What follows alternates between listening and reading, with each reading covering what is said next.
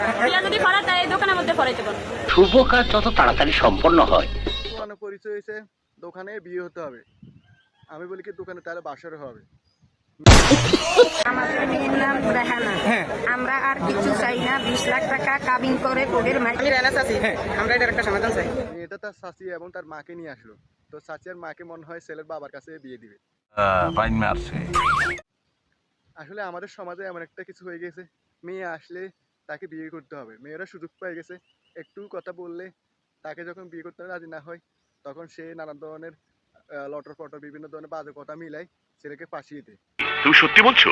হ্যাঁ। অথচ একটা ছেলে একটা মেয়ের জন্য হাজারো চেষ্টা হাজারো প্রমাণ নিজের জীবন দিয়ে দিলেও তাকে পায় না, তখন সমাজ কি বলে জানেন? আর ছেলেটা ইফটিজিং করে, তাকে বিভিন্ন মামলা বিভিন্ন নারী নির্যাতন ভালো হয়ে যা, এখনো সময় আছে। অথচ ওই মেয়েটা সাথে ওই ছেলে কত সম্পর্ক ছিল, শেষ পর্যন্ত তাকে পায় না। বলছে কি এরকম চাপাবাজি আর ধাপ্পাবাজি বাদ দাও, शानदार विचार रखते हैं जी। সত্য কথা বলতে শিখো, দেখবে যে অনেক কিছুই সমাধান হয়ে গেছে।